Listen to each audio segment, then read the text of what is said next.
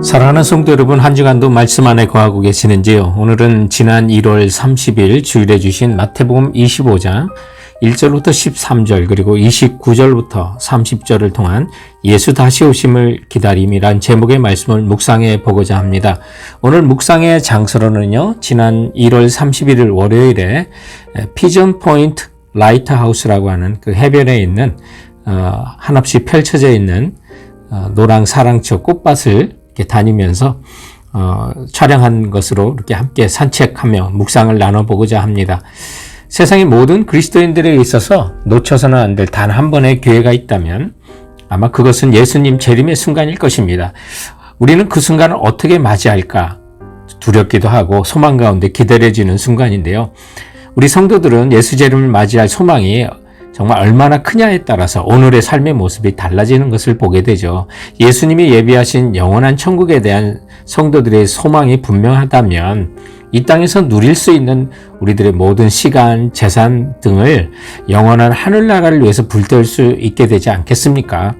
오늘 본문을 보면 마태복음 24장과 함께 소위 감람산 광화라고 부르는 천국의 종말론적 도래에 대한 말씀이 이어지는 것을 보게 됩니다. 그런데 본문의 앞장인 마태복음 24장에서는 예수님이 제자들이 이제 예수님께 주의 임하심과 세상 끝에는 무슨 징조가 있겠사옵나이까? 라는 질문에 이제 예수님께서 그 종말과 예수님의 재림이 확실히 임할 거고 또한 예상치 못할 때 오실 것을 말씀하시면서 이어서 이제 본문 오늘 25장 1절에 그때 천국은 마치 등을 들고 신랑을 맞으러 나간 열처녀와 같다고 비유를 하시는 겁니다. 그래서 시제적인 면이 상당히 25장에 강조가 되는데요.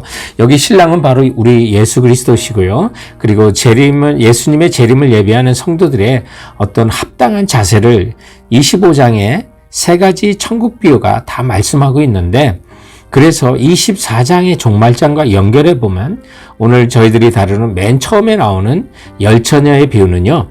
예수님이 곧 재림하지 않을 것이라고 생각하는 어리석음에 대한 경고를 주는 거고요. 두 번째 비유는 달란트 비유에는 이제 한 달란트 맡은 자가 땅에 이제 달란트를 묻어두잖아요.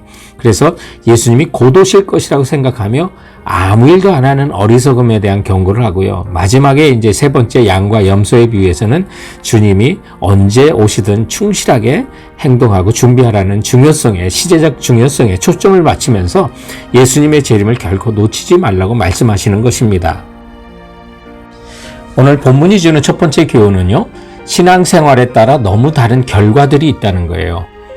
25장에 있는 열처녀 비유나 두 번째인 달란트 비유, 세 번째인 양과 염소의 비유를 보면 거기 등장하는 인물들이 한결같이 주님의 재림 때 칭찬과 축복을 받을 자도 있지만 그것보다 저주와 멸망을 당할 무리들로 뚜렷이 이제 구별을 하시면서 오히려 칭찬과 축복보다는 저주와 멸망을 경고하는 데 더 큰 비중을 두는 것을 보게 됩니다. 그래서 우리가 예수 재림에 대한 약속을 우리가 멸시하고 세상적인 타락의 풍조에 휘말려가는 것을 주님은 막으시는 거죠.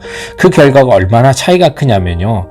혼인잔치에 들어가는 자가 있는가 하면 들어가는 문이 닫혀 못 들어가고 12절에 진실로 너에게 이르노니 내가 너희를 알지 못한다 하셨고요. 달란트 비유에서는 30절에 이 무익한 종을 바깥 어두운 데 내쫓으라. 거기서 슬피 울며 이를 갈리라 하셨고요. 양과 염소의 비유 그리고 마태복음 25장의 마지막 결론적인 46절에는 그들은 영벌에 의인들은 영생에 들어가리라고 하면서요. 너무 결과가 극과 극입니다. 그래서 예수님은 이 비유를 통해서 이제 십자가 순환을 당하시고 또 부활을 할 것을 예언하시는데 그것도 문자 그대로 성취되었듯 예수님의 재림과 심판 또한 반드시 이루어질 것을 말하면서 그날에 우리 성도들이 상급을 받고 정말 명목상의 그리스도인들은 반대로 극과 극에 처할 것을 엄중히 경고하시는 것을 우리가 믿음으로 받아야 할 줄로 믿습니다. 예수 다시 오심을 기다리는 본문의 두 번째 교훈은 신랑 예수를 기다리는 비슷한 신앙 생활의 형식들에 대한 말씀을 합니다. 여기 본문의 열처녀는 본래 신부의 들러리로서 결혼잔치에 초대된 신부의 가장 절친한 친구들을 가르치는데요. 의미상 신부를 대표하는 사람들이고 오늘날 예수 재림을 기다리는 우리 성도들을 가르칩니다. 그런데 그들은 또 미련한 다섯과 슬기로운 다섯 처녀로 구분이 됩니다. 근데 그들은 외적으로 크게 다르지 않습니다. 그들은 함께 잔치에 초대를 받았고 함께 초대에 응했고요. 신부의 들러리가 되어 똑같이 신랑을 지금 기다리고 있는 것입니다. 그래서 예수님의 더디오심도 같고 모두가 졸은 것도 같고 등을 갖고 있는 것 다 똑같습니다. 그래서 예수님이 이제 예표하는 신랑이 같은 시간, 같은 조건에 오셔요.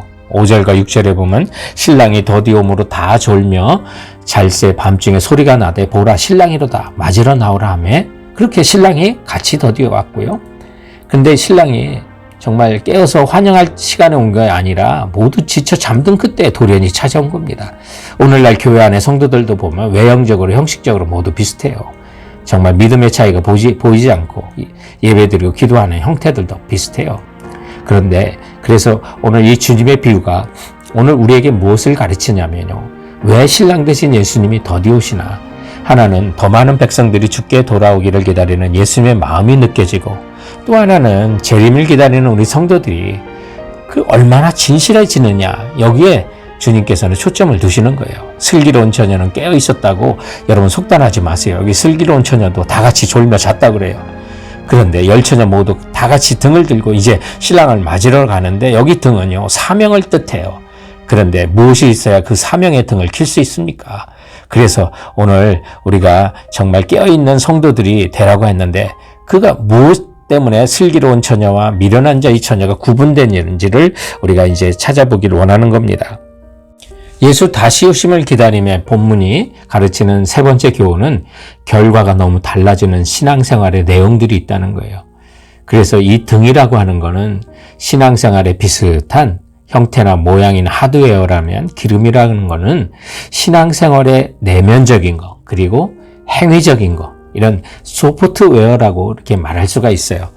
우리가 예수 앞에 어떤 자세로 어떤 내용으로 살아야 하는지 그 중요한 것이 바로 기름으로 표현한 건데요.